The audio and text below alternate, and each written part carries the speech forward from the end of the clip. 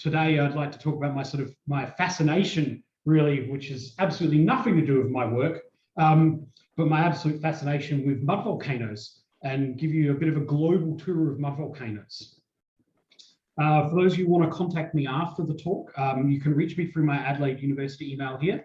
And if you follow me or look at my Twitter account at Critical Stress, you'll see links to lots and lots of threads and discussions on mud volcanoes. So all through the talk, it's strange, doesn't want to work. All through the talk, you might see little things such as MVOTD, that means Mud Volcano of the Day, and then a number.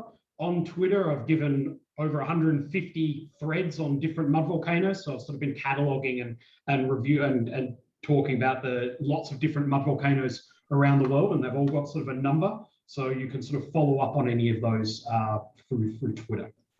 So today, in this sort of global tour of mud volcanoes, I want to sort of over the next 45, 50 minutes or so talk about, give you a bit of a background about mud volcanoes, so a bit of the geology of them, because I know a lot of people are sort of very unfamiliar with them. They might know a lot about normal volcanoes, those, you know, fiery magmatic ones that everyone knows and loves. But mud volcanoes are often a mystery to people, and a lot of even a lot of geologists are largely unaware of them.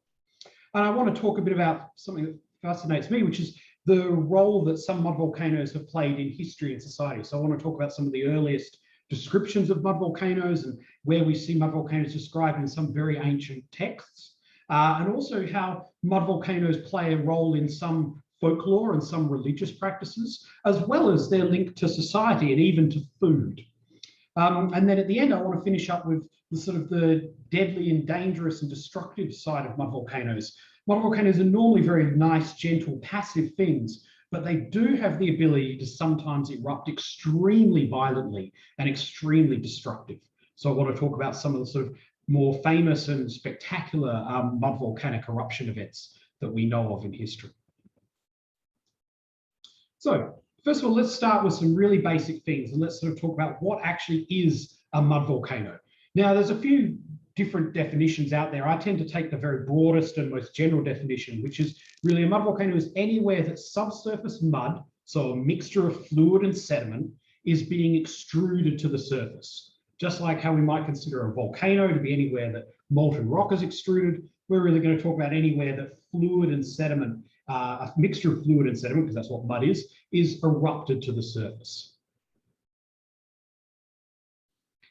They can vary in size hugely. So we can get some absolutely tiny mud volcanoes. Some mud volcanoes really are just a couple of meters wide. There's certainly some in Italy that would really just appear to be small gurgling puddles. You know, they're only a meter or a couple of meters wide, and they just gurgle away. Very, very small things.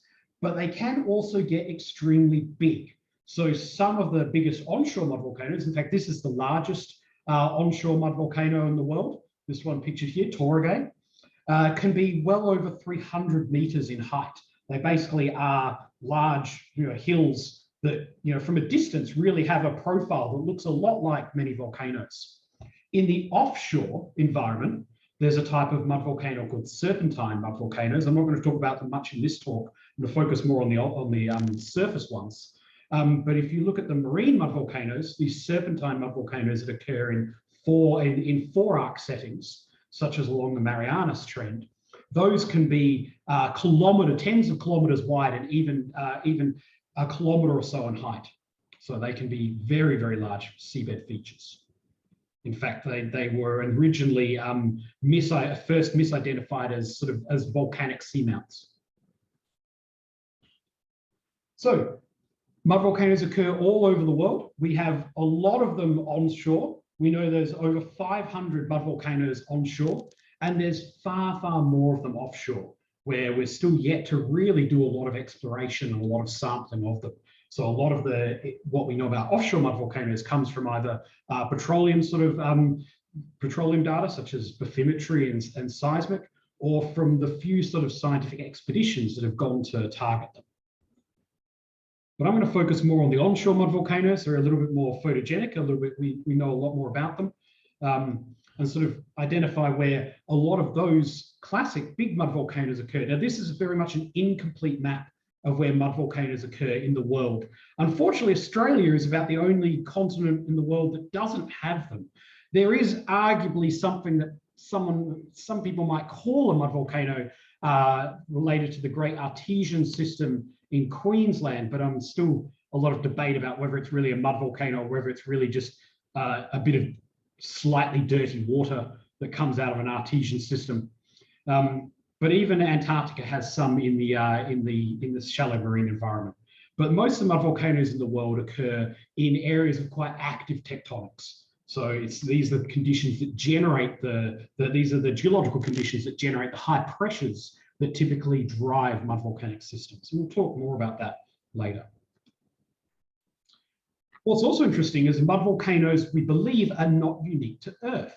There's over 18,000 features on Mars alone that have been interpreted as being likely mud volcanoes.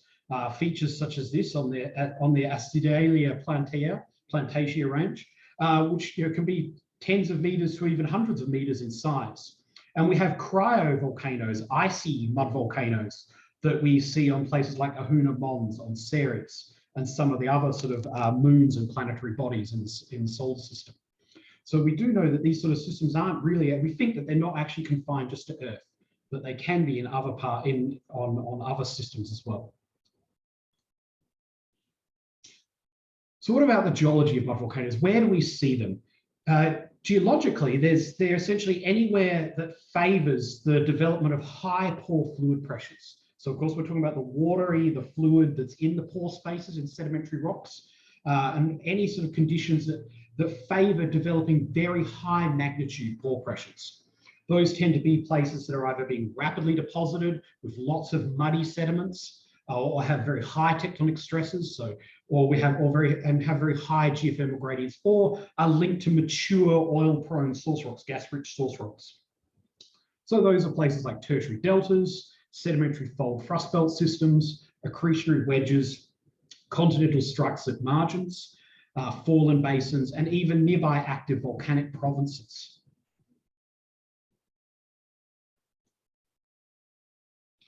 A bit of sort of terminology.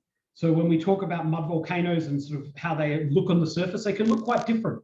So there's lots of things, mud volcanoes can look very different to each other. So we tend to have sort of three, when you look at a mud volcano on the surface, it tends to have be comprised of one or even all three of these sorts of topographic features or morphological features. What we call gryphons, which are sort of little mounds, little tiny hills. They can be tens of centimeters to several meters in size, but they're a little muddy cone. We have mud pots, which are like a bit of a pit. They sometimes have a little build up around them. And then we have solstices, which are essentially lakes, like mud volcano lakes. So very, very watery. They tend to often be very bubbling and erupting a lot of gases. And basically the reason why some mud volcanoes or some parts of mud volcanoes form solstices, others might form pots, or others might form gryphons, is to do with the viscosity of the mud. So how watery it is, how much sediment is in it. So if it's a very sediment rich with just a little bit of water, it's more likely to build up a gryphon. If it's a very, very watery mud with a bit of sediment mixed into it, it's more likely to form a solstice.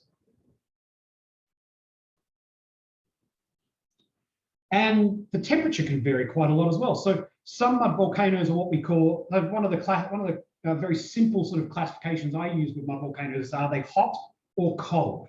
So for onshore mud volcanoes, they tend to be either hot or cold. The cold ones, like this one in Azerbaijan, are cold. They're only 10 degrees Celsius, 20 degrees Celsius. You can stick your hand in them safely. There's no risk to them. Versus some of the ones you get near active volcanic systems, which are boiling hot. And obviously you're not going to want to stick your hand in those. And it's really, those systems have a very different plumbing system. So what you're getting at the surface is linked to the plumbing system. Those cold mud volcanoes tend to be linked to a deep, high pressure, geopressure system in sedimentary basins. And so they're actually really plumbing fluid, often from quite deep, but at relatively colder temperatures. Whereas the hot mud volcanoes tend to be more hydrothermally driven systems. So the pressure is essentially, or what's forcing that watery mud to the surface is the hydrothermal gradients. So those are essentially watery and sediment-rich hydrothermal systems rather than deep geopressure systems. Now, I don't think the audio for this one works, but they really are amazing things to sit next to. When you sit next to these sort of mud volcanoes, typically they just sit there peacefully gurgling away. It's like bloop, bloop, bloop, bloop, bloop, bloop, bloop.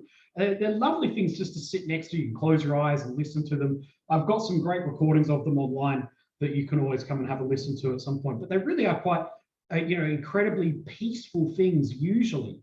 And that's, makes them very nice to go and study. They're not really a risk in most cases. And so you can, just sit next to them and listen to the blooping and the glurping and the blooping and the bubbling. And they're lovely things and really quite fascinating things to sort of sit and watch. The patterns in the mud, the viscosity of the mud, the way it's sort of the way the bubbles sort of open and close is really quite amazing. Oops. And of course, that means that in many parts of the world, people like to bathe in them too. So if you look at the mud volcanoes in Colombia, Russia, and Ukraine in particular, there are other places in the world as well, but those places tend to be mud volcano bathing mad. They love bathing in mud volcanoes. Nearly every mud volcano or major mud volcano in those countries has bathing associated with it. So you can go and bathe in them. One of the most famous is the El Totumo, which is a very, very famous and popular mud volcano to go bathing in for cruise ships and others that dock at Cartagena in Colombia. But like many things, while they might be peaceful most of the time, mud volcanoes do sometimes have what we call major paroxysmal eruptions, where they really have an extremely violent eruptive event. Whereas normally they might just be sitting there spitting out a few cubic meters to a few tens of cubic meters of mud a day, very small amounts for most mud volcanoes. Every so often, that same mud volcano will suddenly spew out 100,000 or even 1,000,000 cubic meters in a very brief amount of time, often minutes. So they can suddenly erupt extremely violently, throwing mud and gases tens, hundreds of meters up into the air. And for those of you who might have been following the news, on the 4th of July this year, there was a mysterious fireball, column of fire, 700 meters high that was seen from Baku in Azerbaijan. So all along the coast in Baku, suddenly people saw this huge fireball erupt from the ocean in the Caspian. And there was it was 9 o'clock at night. People weren't really sure what was going on. There was a lot of huge rumors around that an oil platform had blown up or something like that, a major disaster, because of course the area is absolutely jam-packed with oil and gas activity. But it also has a lot of mud volcanoes. It's really the home of mud volcanism, with hundreds and hundreds of mud volcanoes onshore and many others offshore. And it was later on that day, it was tracked down through various processes to be an eruption, a major eruption of what's normally a very gentle and very minorly erupting mud volcano, the Dashley Island mud volcano. A very small island, just 100 meters or so in size, sitting in the Caspian Sea, that suddenly erupted with extreme violence, was burning for days afterwards, and actually grew the island almost double in size from its one eruptive event.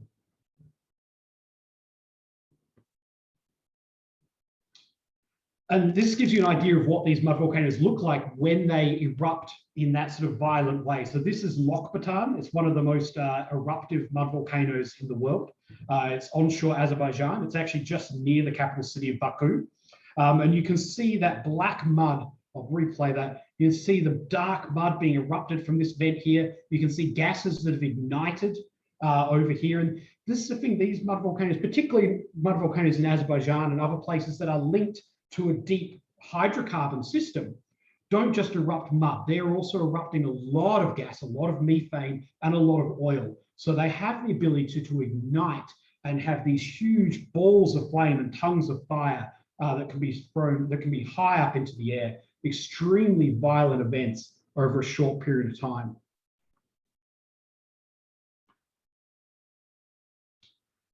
And that's just the surface. What I'm sort of fascinated by is trying to understand the plumbing systems, what actually goes on underneath a mud volcano, because it's a bit like an iceberg. What we're seeing is just the tip.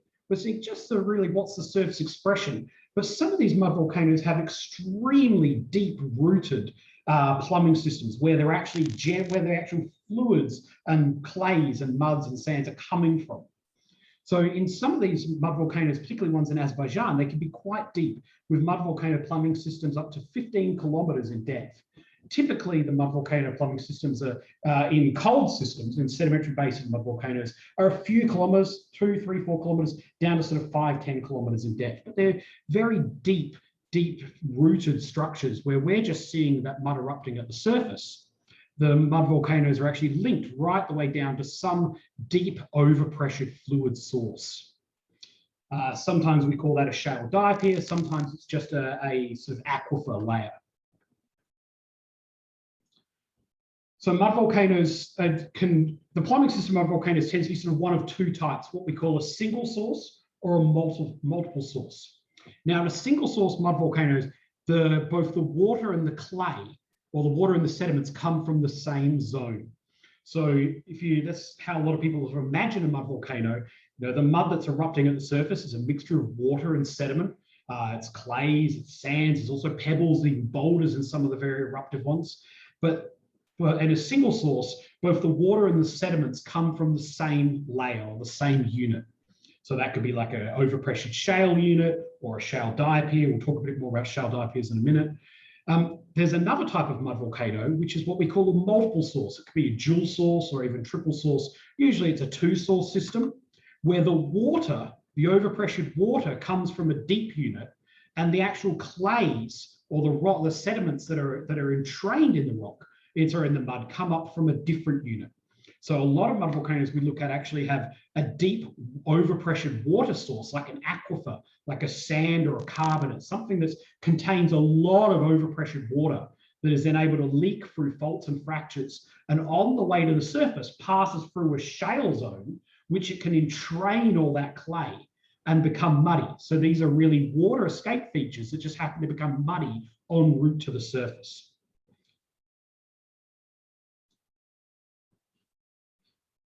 Now, we see a lot in sort of the literature, you often hear about this term called a shale diaper, which I've sort of schematically drawn a few on this seismic section from Northwest Borneo here. It's these zones where in seismic sections, we tend to see a very incoherent response. So we can see very clearly in this fold thrust belt, this is deep water Brunei, you can see this fold thrust belt, these big thrust faults and folds.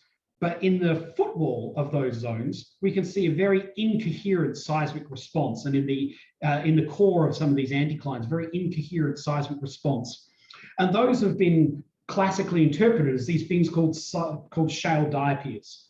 Now, the term diaper really comes from salt. So all of this, as usual in the petroleum industry, people will see salt diapers in the Gulf of Mexico, and they see something that looks a bit similar on seismic elsewhere that's made of mud, and so they call it a shale diaper. In reality, though, we didn't drill many of these for a while, but we've actually drilled them in a number of places now. And the term diaper is probably a bit of a misnomer. These aren't really like bubbles of shale. When we think about a salt diaper, it really is a bubble of salt that is moving and often flowing upwards through its buoyancy because of its low density. Shale diapers are very, very different to that. They're not really a big bubble of shale. In fact, when we drill into those, we typically drill through a lot of the country rock. We still see a lot of the pre-existing rock in there, and a lot of more modern seismic processing is actually able to reveal the remnant layering through what was classically considered as a shale diaper. What we now believe these features to be is a lot more like, more analogous to the stoping of a batholith, or the way in which magmatic bodies underground might move up through the surface. That these tend to actually be intact country rock that has just been extremely intensely fractured by those high pressures and then invaded by those muddy fluids. So if you were actually to go down into those, you would actually find the original rock still there, the host rock still there, but extremely fractured and broken up, and then entrained or filled with a lot of mud.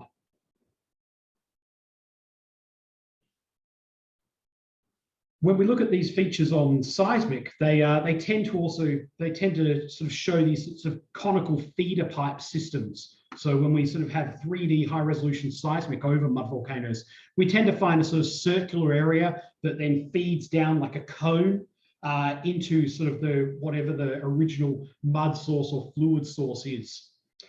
But what's interesting though is we see very, very few of these sorts of things in outcrop. So when we look at the seismic with its relatively lower resolution, these kind of look a bit like a big cone or a feeder pipe. But when we actually look at the few places where mud volcano plumbing systems are in outcrop, we actually see that these tend to be a whole series of dikes. So mud-filled shale dikes, we call them. So these look just like magmatic dikes. You could imagine this might be filled, you'd think this might be filled with basalt or dolerite or something like that, but these are actually filled with shale. These are essentially the dike that was flowing in the past from a mud volcano feeder system, so from a deep overpressured source to some ancient mud volcano. These sorts of quite wide, even up to 0.5 meter wide shale dikes that we see in some parts of the world. So we tend to have some sort of dike enriched feeder system. They can sort of look like a pipe, but we think they're probably actually a whole lot of sort of dikes, possibly planar, possibly circular or rounded. And then around these mud volcanoes, because of all the fluid expulsion, essentially what these mud volcanoes are doing is bringing a whole lot of water and mud, a whole lot of material from the subsurface, and then removing that and putting it on top onto the surface. So as you can imagine, excavating all that material at depth and dumping it on the surface causes subsidence and sinking of the land around. So when these sort of mud volcanoes are erupting and active, we tend to often also see collapse features around them. So we can get concentric sort of faultings or ring faultings, a little bit like a caldera collapse on a volcanic system. And in fact, these features really do have a lot in common with magmatic systems, where we sort of see these classic sort of almost caldera collapse structures around them. Here's a picture of the Lucy mud volcano. You can see that the land has actually sunk like a bowl around under the weight of all of the material that's been removed from the surface and dumped to the removed from the subsurface and dumped onto the surface. So this giant lake of mud that used to be a city and is now mostly buried by up to 40, now actually about 50 or 60 meters of mud. The land area is sunk significantly over a 22 square kilometer area. And now we have this sort of depression of subsidence over the whole region. In fact, in seismic, actually, if we look at the neighboring structure, there's a giant collapse feature over that from what was thought to be sort of the same sort of mud volcano that might have erupted several million years ago or a few 100,000 years ago, with collapses of up to 300 meters. We even see that today in some mud volcano systems. So this is the Murano mud volcano, one of the most famous mud volcanoes in Italy, where we see a sort of a circular collapse grabens around it. And one of my favorites is a little known mud volcano called Potohubane in Indonesia. And I find this fascinating because this had a massive eruption in 2015, a huge eruption. This is the before picture up here, and this is after. It factually wiped out about 2 kilometers of a valley and caused all these huge ring faults, these massive ring faults which are actually up to about 4 meters in throw throughout the system. It created about 300 satellite mappable faults from this massive eruption. And what was fascinating about it is it was not reported. No one even knew about it. I was looking at this on Google Earth, and I was hunting on Google Earth, and I found this sort of thing and thought, wow, this is fascinating. And I cycled back through and saw the difference. And then I looked for media reports. No media reports in any of the Indonesian news. I talked to people in the region, so I talked to the geological surveys, and I talked to the people in the universities there, and they were like, we have no idea this has even happened. So it was only like a few months ago, about a year ago actually, that they sent the first reconnaissance crew to actually have a look at the effects of this mud volcano. So 5 years after a huge, huge eruption until anyone even knew it had occurred.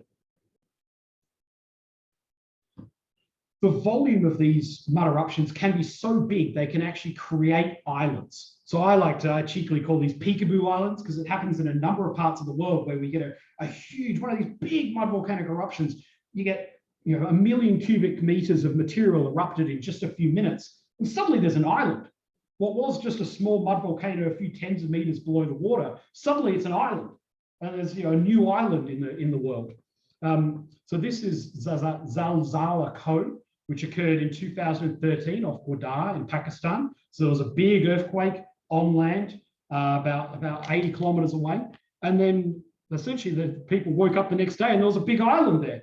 It's a few hundred meters across. And this is not the only time that we've seen this. Just in the last 100 years or so, we've seen this occur in Indonesia, in Malaysia, in Azerbaijan, in Myanmar, and in Trinidad several times, as well as multiple times in Pakistan. So I call these peekaboo islands because they're not there one day, then they're there the next. And then unfortunately, they do also tend to then disappear over time because these are fairly weak, inconsolidated material, which of course the wave action just gradually wears it away and erodes it away. And so these things tend to disappear over time. So this was the that island, Zalzala Ko. Was not there in April 17th, 2013, and suddenly it's there. But after 3 years, it's almost gone. And by 2016, you could just see it below the surface of the water. It's no longer above the water, but you can still see a little bit of shallow stuff there. And now it's basically gone. The wave material just slowly erodes it all away. So I hope that gives you a bit of a sort of geological overview of mud volcanoes. That's kind of most of the geology side of the talk I'm going to go through. I want to sort of focus for the rest of the talk on some of the more interesting aspects of mud volcanoes in history and society, as well as some of the more spectacular eruptions that we've had, that we've seen in around the world. So the very earliest account of a mud volcano that I've found actually comes from Pliny the Elder. So those of you know Pliny the Elder, he died in the eruption of Vesuvius. So he was, fortune favors the bold or whatever it was, and he died in the eruption of Vesuvius. But he actually did in one of his books, the Natural History Book 2, did actually describe a much earlier eruption, 91 BC eruption of the Solstice de Sopra event of the Monte Gibbio mud volcano in Italy. So he mentions a remarkable prodigy of the earth. Two hills run into each other, leaping and retreating with a very loud crash, with flame and smoke emitted from them into the sky in daytime. All the farmhouses were destroyed by the collision. Very many animals that were in them were killed. And he even says that it might have affected some of the wars in the region. So that's the earliest known record we have of a mud volcanic eruption, a major mud volcanic eruption, this one in Italy. Azerbaijan, though, of course, being the home of mud volcanoes, and this is my Google Earth map of mud volcanoes in Azerbaijan. You can see it's basically every one of those pins is a known mud volcano, and I'm not done. There's more there that I haven't got yet. There are hundreds and hundreds of them just in Azerbaijan. You can, anywhere you look pretty much on Google Earth, you can find some mud volcanoes there. And it's very rooted in the region's history. So Azerbaijan is known as the land of fires because these mud volcanoes also tend to be associated with natural fires, permanent natural fires, and also so many oil seeps that are typically right against these mud volcanoes. So often when you go on the mud volcanoes there, you can actually see pools of oil bubbling out of the ground in places. Over there might be a natural fire that they've built a temple on.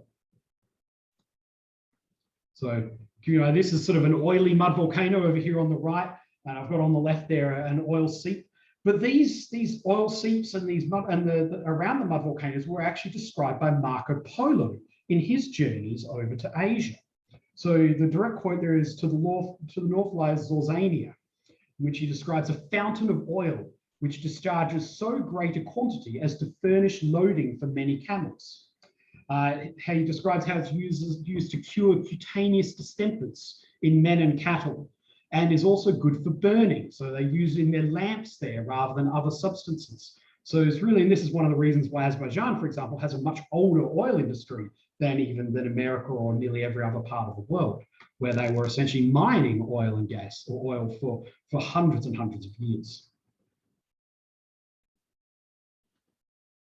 And those where all that oil and gas leaking out of the ground has resulted in some of them becoming permanent fires. So where you have gas dribbling out of the ground in places, we have essentially permanent natural flame fires. So this is one of the most famous, it's Yanadag, which is basically a hillside on the edge of the North Gramaki mud volcano. So it's just on the flank of that mud volcano. And it's essentially about a 50-meter long natural fire coming out of the mountain.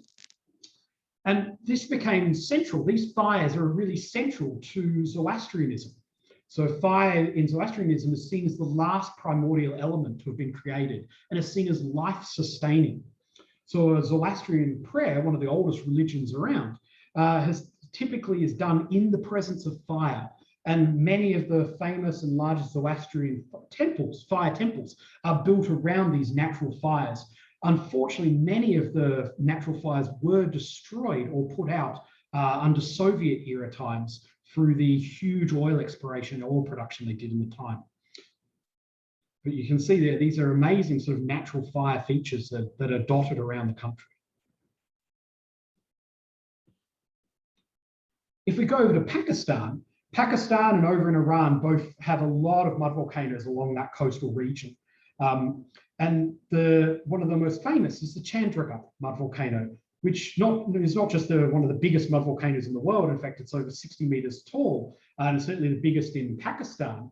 It's also a key part of the Hinglaj Yatra pilgrimage, which is done by tens of thousands of Hindus every single year. So every year, tens of thousands of Hindus do the pilgrimage, and along the way to the Hinglaj Yatra shrine, which is a few tens of kilometers beyond the mud volcano, they stop and they do a series of worships at the Chandraghat mud volcano. So the pilgrimage for Hinglaj Yatra is done in honor of the goddess Sati, and it takes over a week.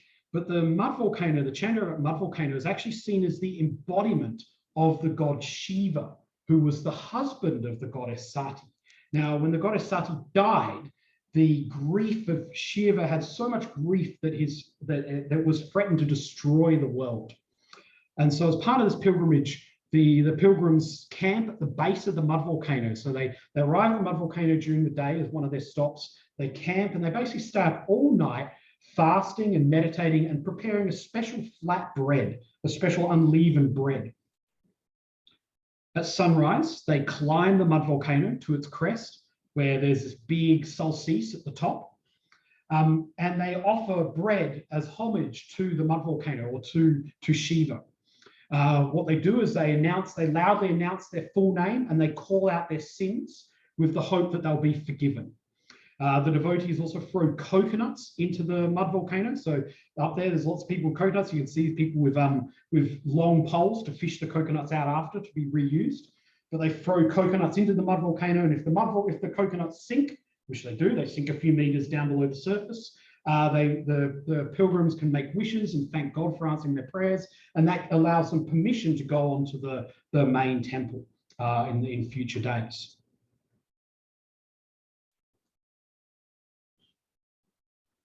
Indonesia also has mud volcanoes that are sort of the center or as part of their mythology and their folklore.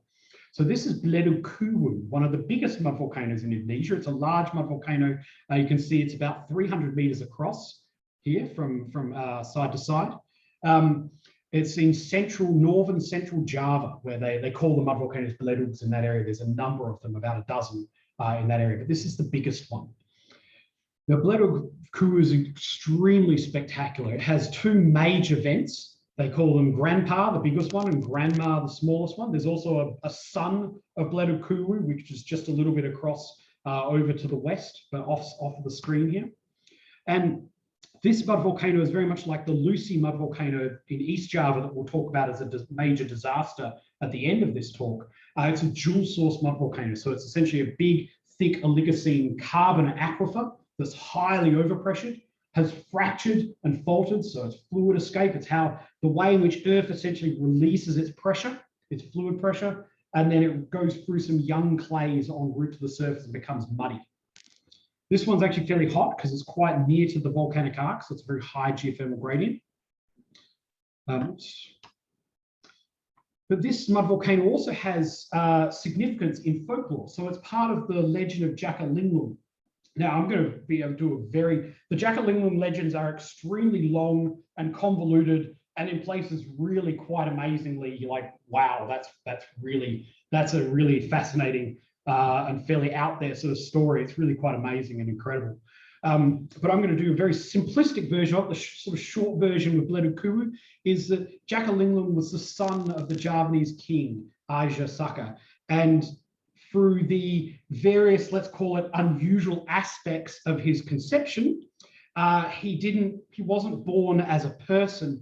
Jakalinglung was born in the form of a giant dragon snake. Because of that, his dad sent him off with a task to fight the bad guy, Dewata Chenga, who took on the form of a giant white crocodile in the Indian Ocean. So Jakalinglung was sent off into the Indian Ocean to battle the giant white crocodile. There's lots of statues of this battle throughout, particularly Eastern Java, and the town of Surabaya is even sort of, the name of that is based on this battle.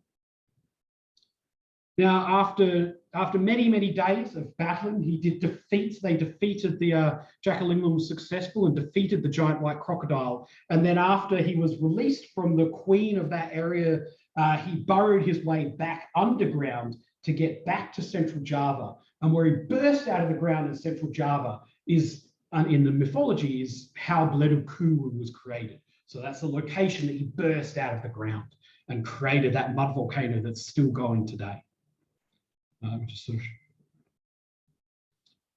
So you can see here, you can see this steaming. There's some great drone footage of this. Oystein Lunde Andersen has done some amazing sort of visits to this and captured some wonderful video and photos that are available on Twitter. What I find fascinating though about this mud volcano is its link with food. And this is another one which has amazing history, not just in its folklore, but also in what we can find in the academic literature. So mud volcanoes, believe it or not, are eaten in some places. They have a link to food, and it's basically because of the salt.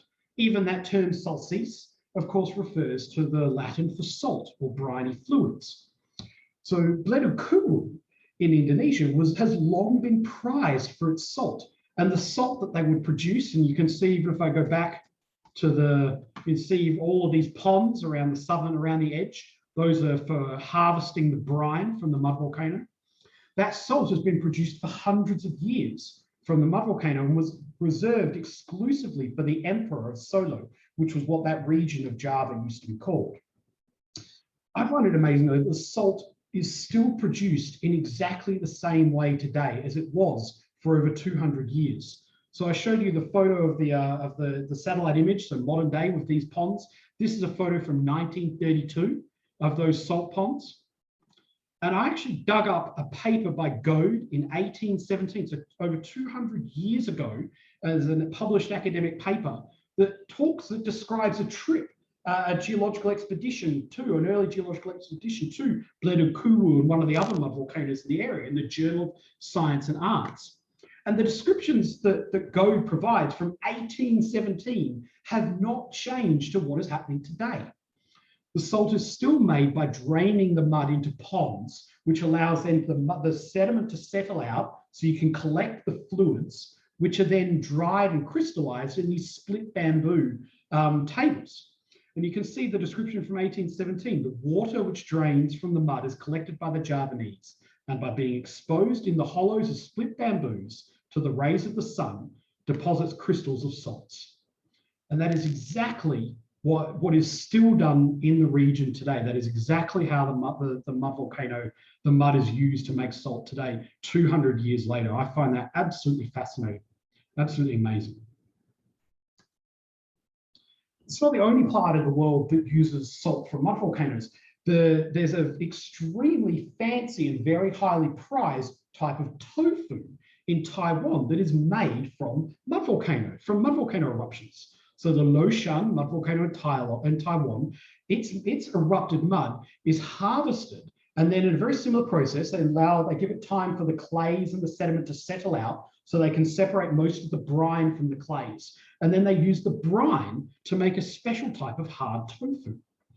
So the brine is actually used as a coagulant in the process. So first of all, they get the soybeans, which are soaked until soft, and then they're ground by hand into a watery paste. It's very sort of gourmet tofu. That soy paste is then cooked and filtered and cooked again. And then they use the mud volcano brine to curdle and coagulate that mixture, which is then squished down. So the water is then added, the mud volcano water is added to then squish down to create this very hard, tofu. And it's actually talked a lot about in sort of cooking and things in the region about how special this tofu is made from the mud volcano. So there are, believe it or not, mud volcanoes you can eat. All right, so the final part of this talk is just to look at some of the more spectacular and deadly and destructive aspects of mud volcanoes. So they're often amazing things, very peaceful and placid and gentle things, fascinating things, but they do have that deadly and destructive side to them that we have to always give them that bit of wariness. So mud volcanoes do need to still be considered as hazards, and just like a lot of magmatic volcanoes and just like earthquakes, they can happen violently with little warning. So mud volcanoes tend to not be as well instrumented or studied as magmatic volcanoes. So we tend to have very little warning of them. And suddenly these things erupt. And here you can see the mud actually pouring down this black mud flow looking like lava coming down the volcano. These eruptions can be extremely powerful, so they're not just being anywhere near them, but they also erupt a lot of dangerous gases, a lot of CO2 and a lot of methane. It can be hot mud, it can ignite. And so there are numerous instances of, unfortunately, of death and injury to people and animals, as well as property damage from the sudden and unexpected eruption of these mud volcanoes.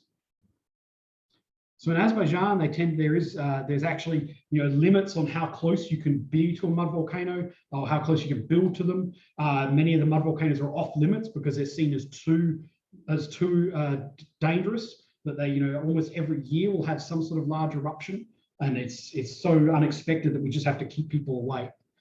And unfortunately, these things can happen, and even in places where it's thought to be very gentle and benign and haven't really seen major eruptions before. So unfortunately, a few years ago, in September 2014, two small children aged 7 and 8 were unfortunately killed in the small eruption of the Makalu de Aragona mud volcano in Sicily. So really popular tourist mud volcano has no prior history of major or violent eruptions. And so it was a really common place. Hundreds of people would visit every day. There was marked trails all through the region to sort of keep people away from being really close to the vents, but people could at least get close and see the mud volcano.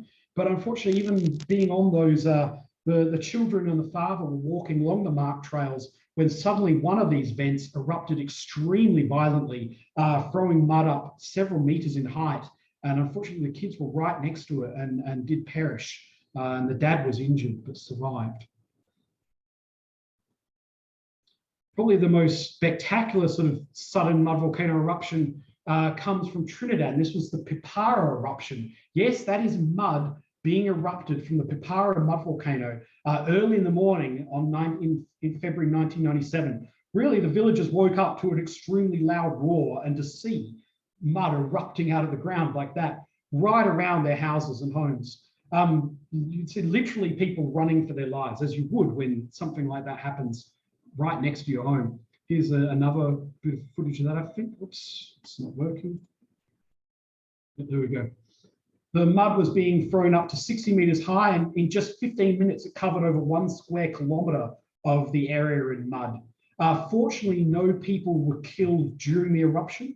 There was, unfortunately, one person died of a heart attack in helping the recovery, sort of helping to sort of excavate and unbury some of the homes. But there was 100 animals killed and 14 houses and cars destroyed. And there was fears just last year that this mud volcano might erupt again because it was changing its behavior and having some minor seismicity. But fortunately, then it's settled down and has been benign since. But yeah, amazingly spectacular footage of how violent these eruptions can get and how quickly it can happen. What we should also be wary of is that mud volcanoes can be man-made. There's actually about a dozen places in the world now that I've found man-made mud volcanoes. Typically, they're the result of blowouts in oil and gas or geothermal wells. So unfortunately, if we're drilling a well and we lose control of the high pressures underground, we can have a blowout like the Deepwater Horizon blowout and other blowouts you've seen. You see in the old movies like the giant oil and gas pouring out of the well. In some blowouts, the well actually is capped and the fluids don't actually escape from the well location. Instead, they find another way to the surface. They break open the cap rock or they reactivate a fault and can instead be erupting like a blowout, but away from the actual well location, hundreds of meters, even kilometers away from where they're drilling the well. And this is the San Joaquin mud volcano in Venezuela. It started in 1976. It was erupting for over 30 years. This large sort of 100-meter diameter pool of mud, constantly erupting for over 30 years, until gradually there's the oil and gas field that's around it. Of course, there was an oil field blowout in 1976, but they continued to drill a lot of other wells to produce the gas. Gradually, all that gas production depleted the pressure that was driving the mud volcano and essentially stopped its eruption today, just over in the last few years. But these can be very spectacular events. This is the Diang 24 geothermal well, or blowout nearby the Diang 24 geothermal well. So it's with this big muddy eruption that was created by a loss of control while drilling a well. We've seen these sorts of events happen in Azerbaijan, in Brunei, and in many places through Indonesia. And of course, then to finish up, we have the largest man-made mud volcano of all, which is the Lusi, or Lumpur Sidoarjo, which is mud of Sidoarjo mud volcano in Indonesia. The scale of this is just incredible. It is the world's most destructive mud volcano. It's been erupting continuously now for over 15 years. So it started early in the morning of the 29th of May 2006 and has been constantly erupting for 15 years, every day without stop. It's covered 7 square kilometers of the city of Sidoarjo. It's displaced 40,000 people from their home, has killed at least 18 people. Some estimates are 22 people in the 14 years since it began, and has caused over $2 billion in damage and buried permanently 12 villages. So one of the things you have to remember with these sorts of disasters, this isn't like an earthquake or a volcano where the eruption happens and then stops and you can go back to your home, you could rebuild. This is a constant ongoing eruption. These people are permanently displaced. Their home is gone. It is now a lake of mud that is just being continually filled by this eruption. And this eruption is blamed on a blowout in a nearby gas exploration well that was being drilled 100 meters away from where the eruption began, and had major well control issues in the 24 hours leading up to it, where there's direct evidence from the drilling reports that the mud volcano was caused by the drilling and was in direct communication with the mud volcano. The well was in direct communication with the mud volcano. There are some studies, there's still a bit of debate. There's still some scientists that believe that this was a natural event and it was caused by an earthquake that struck Yogyakarta 2 days earlier, 270 kilometers away. But really, from all the work I've done on this over the years, there's almost no evidence to support that.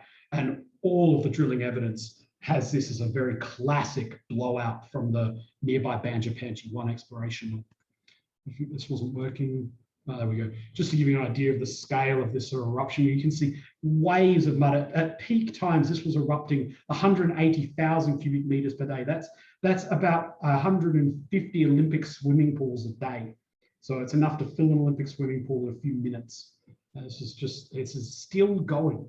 This has slowed down. It's now estimated to be about 6,000 cubic meters per day, which is still quite a bit, but over 15 years, every single day. When we look at how this well was drilled, it was not up to what we would call industry standards anywhere close. Casing points which are used for safety were completely skipped, where they should have only been drilling, set the hole in sort of 600-meter long sections. They instead wound up drilling 1,800 meters of open hole, which left them completely exposed when they drilled into a hugely overpressured carbonate aquifer. It meant that when they drilled into the aquifer, the pressures that were being released by the aquifer were far more than the rock strength shallower up. So all the fluid could rush up the borehole and then break the surrounding rock.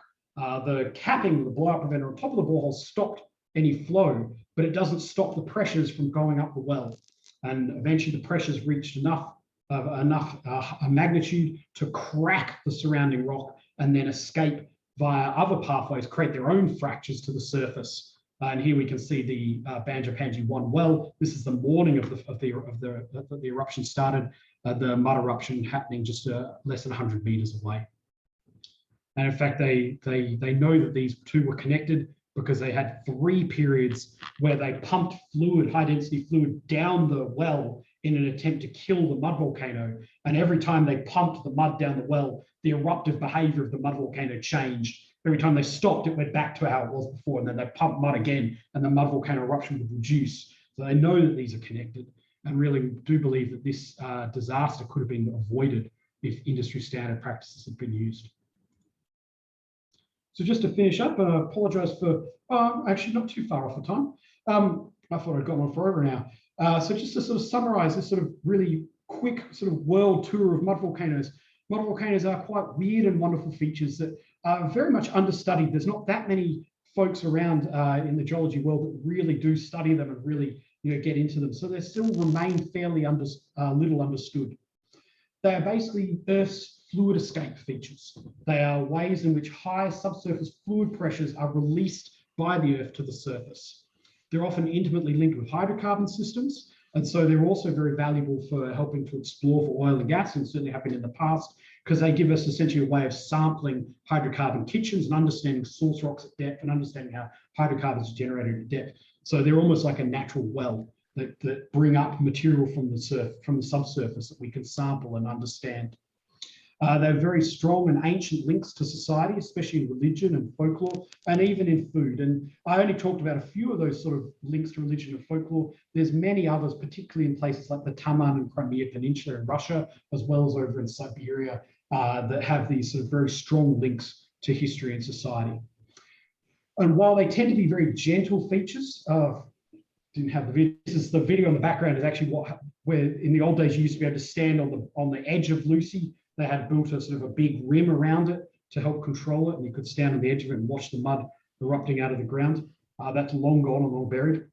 And so while mud volcanoes tend to be usually fairly quiet and quiet and nice and very gentle things to be near, they do unfortunately have the ability to erupt violently and destructively with little warning. And so I think they do, as always, deserve both our study and our respect.